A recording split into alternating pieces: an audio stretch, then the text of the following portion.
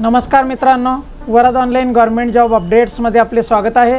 जसं की आपण स्क्रीनवर बघू शकता, Maharashtra state electricity distribution company limited म्हणजे महाराष्ट्र राज्य वीज वितरण कंपनी यांच्याकडून 5000 प्लस वॅकन्सीज इथे निघालेल्या आहेत। यामध्ये विद्युत सहाय्यक आहे, पदवीधर इंजिनियर आहे, डिप्लोमा इंजिनियर आहे आणि त्याचबरोबर कनिष्ठ सहाय्यक लेखा या प्रकारच्या जागा आहेत। तर याच्यासाठी शैक्षणिक पात्रता काय लागणार आहे, वयोमर्यादा काय लागणार आहे, याचं चलन कसं राहणार आहे, याला कधी अप्लाय करायचं आहे, याच्या नोटिफिकेशनमध्ये काय काय सांगितलेलं आहे हे सर्व आपण या व्हिडिओमध्ये बघणार आहोत। तर चला चालूया आपल्या व्हिडिओमध्ये।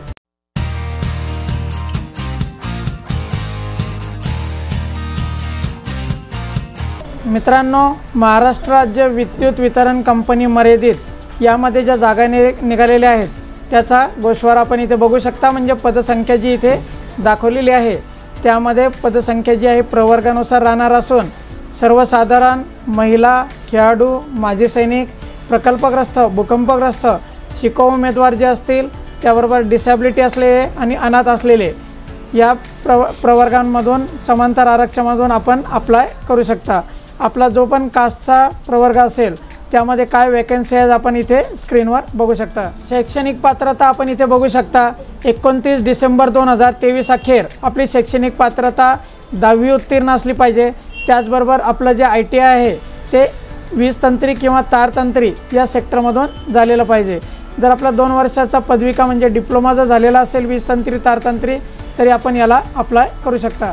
मित्रांनो, आपण स्क्रीनवर बघू शकता आपली वयोमर्यादा जी आहे ती 18 वर्ष व कमाल वयोमर्यादा 27 वर्ष असणे आवश्यक आहे। ठीक आहे, कास्टमध्ये जर असाल किंवा EWSमध्ये असाल उमेदवारांकरिता कमाल वयोमर्यादा 5 वर्षांनी शिथिल राहणार आहे।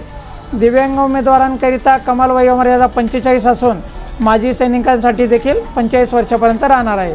महावितरण कंपनीमधील पात्र कर्मचाऱ्यांसाठी कमाल वयोमर्यादेची कुठल्याही प्रकारची इथे अट लागू नाही। ठीक आहे, जर आपण महाराष्ट्र विद्युत मंडळ यांच्या अधिपत्याखालील महावितरण व महानिर्मिती महापारेषण या कंपनीमध्ये शिकाऊ उमेदवारी किंवा प्रशिक्षण पूर्ण केलेले असेल तर प्रशिक्षणार्थ्यांना त्यांनी यशस्वीरित्या पूर्ण केलेला प्रशिक्षण कालावधी एवढी कमाल वयोमर्यादा शिथिल राहणार आहे।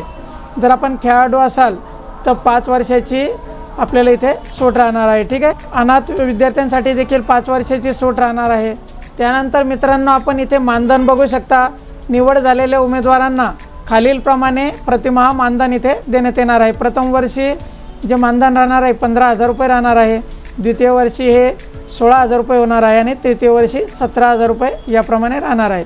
उपरोक्त मानधनामधून भविष्य निर्वाह निधी, आयकर, व्यवसाय कर इत्यादी वजा जाता भविष्य निर्वाह निधीच्या अनुषंगाने निवृत्तीवेतनाची रक्कम निवृत्तीवेतन योजनेमध्ये नियमानुसार जमा करण्यात येणार आहे। विद्युत सहाय्यक या पदाचा 3 वर्षाचा कंत्राटी कालावधी समाधानकारकरित्या पूर्ण केल्यानंतर कंपनीच्या नियमानुसार सदर उमेदवारांना तंत्रज्ञ या नियमित पदावर वेतन श्रेणीनुसार घेतले जाणार आहे। मित्रांनो, याच्या महत्त्वाच्या ज्या तारखा आहेत ऑनलाईन अर्ज करण्याच्या या आपल्याला कंपनीच्या संकेतस्थळावर जानेवारी 2024 मध्ये प्रसिद्ध करण्यात येणार आहे। ठीक आहे, ऑनलाईन तांत्रिक क्षमता चाचणी ऑनलाईन एक्झाम जी आहे आपली फेब्रुवारी-मार्च 2024 मध्ये घेण्यात येणार आहे। जर आपण समांतर आरक्षणामध्ये महिला आरक्षणाचा फायदा घेऊ इच्छित असाल तर तरतुदीनुसार महिलांसाठी 30% आरक्षण इथे ठेवण्यात आलेलं आहे। ठीक आहे, खुल्या प्रवर्गातील महिलांकरिता आरक्षित पदावरील निवडीसाठी नॉन क्रिमिनल प्रमाणपत्र सादर करण्याची आता आवश्यकता नाही आहे। ठीक आहे, अनुसूचित जाती व अनुसूचित जमाती वगळता अन्य मागास प्रवर्गातील महिलांकरिता नॉन क्रिमिनलचं प्रमाणपत्र असणे आवश्यक आहे। महिला आरक्षणाचा लाभ घ्यायचा असल्यास त्यांनी अर्जामध्ये न चुकता महाराष्ट्राचे अधिवास डोमिसाईल असल्याबाबतचे नमूद करणे आवश्यक आहे। आपली कास्ट कोणतीही असो आपल्याला डोमिसाईल कंपल्सरी राहणार आहे। जर आपल्याकडे भूकंपग्रस्त, प्रकल्पग्रस्त या प्रमाणातील जर सर्टिफिकेट असेल तर आपण त्याचा लाभ येथे घेऊ शकता। जर आपण अत्युच्च गुणवत्ताधारक खेळाडू असाल तर आपल्याकडे प्रमाणपत्र त्याचबरोबर आपली पडताळणी झाल्याचे प्रमाणपत्र आपल्याकडे असणे आवश्यक आहे। मित्रांनो, जर आपण दिव्यांग प्रवर्गातून समांतर आरक्षण घेऊ इच्छित असाल तर आपल्याकडे मेडिकल सर्टिफिकेट असणे आवश्यक आहे। दिव्यांग प्रवर्गासाठी विद्युत सहाय्यक पदाकरिता सुनिश्चित केलेला दिव्यांग प्रकार आपण इथे बघू शकता।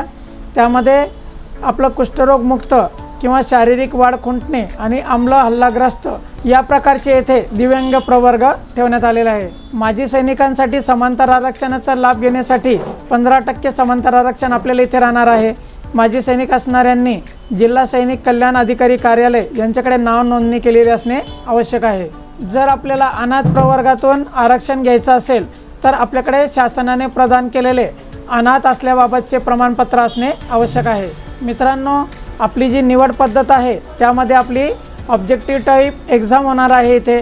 त्यानंतर ऑनलाईन परीक्षा ही सदर पदाकरिता आवश्यक असलेली शैक्षणिक अर्हता जी आहे सामान्य अभियोक्ता चाचणी म्हणजे जनरल ॲप्टिट्यूड यावर आधारित राहणार आहे। आपण स्क्रीनवर बघू शकता तांत्रिक व्यवसायातील विषयाचे ज्ञान म्हणजे प्रोफेशनल नॉलेज आपल्याकडे असणे आवश्यक आहे। त्यासाठी 50 प्रश्न आणि 110 गुण राहणार आहेत।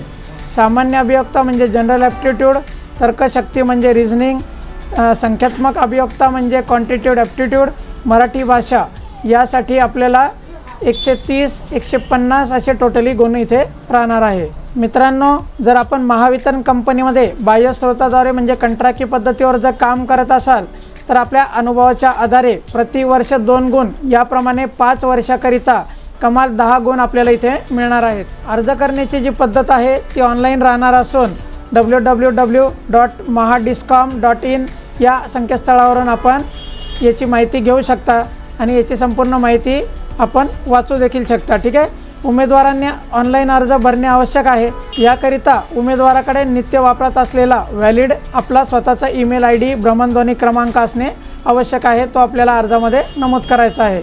भरती प्रक्रियेदरम्यान नोंदणी केलेला सदर ईमेल ID व भ्रमणध्वनी क्रमांक वैध आणि कार्यरत ठेवणे आपली जिम्मेदारी आहे। ऑनलाईन अर्जामध्ये वैयक्तिक माहिती, संपर्क कक्षेत इतर माहिती, त्यानंतर शैक्षणिक अर्हतेबाबतची माहिती आपल्याला नमूद करायची आहे। मित्रांनो, परीक्षा शुल्क आपण इथे बघू शकता। खुल्या प्रवर्गातील उमेदवारांसाठी 250 रुपये प्लस GST आणि कास्टमध्ये जर असाल तर 125 रुपये प्लस GST याप्रमाणे राहणार आहे। ते आपण credit card, debit card, internet बँकिंगद्वारे भरणा करू शकता। जाहिरातीत नमूद दिव्यांग प्रवर्गाकरिता पात्र दिव्यांग व माजी सैनिक यांना परीक्षा शुल्क भरण्यासाठी सूट देण्यात आलेली आहे। इतर अटींमध्ये आपण इथे बघू शकता उमेदवार हा महाराष्ट्रातील अधिवास म्हणजे डोमिसाइल असणे आवश्यक आहे।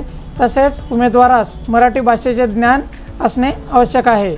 मित्रांनो, निवड झालेल्या उमेदवारांना कंपनीच्या सेवेत 3 वर्षाचा कालावधी समाधानकारकरित्या पूर्ण केल्यानंतर तंत्रज्ञ या पदावर अनुशेष व रिक्त पदे पाहून आपल्याला समाविष्ट करण्यात येणार आहे। त्यामध्ये आपल्याला वेतनाव्यतिरिक्त महागाई भत्ता, घरभाडे भत्ता व इतर भत्ते देखील इथे दिले जाणार आहेत। भरती प्रक्रियेदरम्यान जर एखाद्या उमेदवाराने सादर केलेली माहिती खोटी अथवा चुकीची आढळून आल्यास अशा उमेदवाराचा अर्ज भरती प्रक्रियेच्या कोणत्याही टप्प्यात अपात्र ठरविण्यात येणार आहे। जर आपण कास्टमधून असाल व आपण खुल्या प्रवर्गातून जर अर्ज केलेला असेल तर याचा विकल्प आपल्याला पुढे चालून बदलता येणार नाही, हे आपण लक्षात ठेवावे। तर मित्रांनो, आपण इथे बघितलं ही संपूर्ण माहिती आपण बघितली।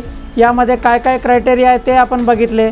याच प्रकारच्या माहितीसाठी माझ्या चॅनलबरोबर बनवून राहा, सबस्क्राईब करा जेणेकरून आपल्यापर्यंत योग्य आणि अचूक माहिती मिळत राहील। ठीक आहे मित्रांनो, धन्यवाद।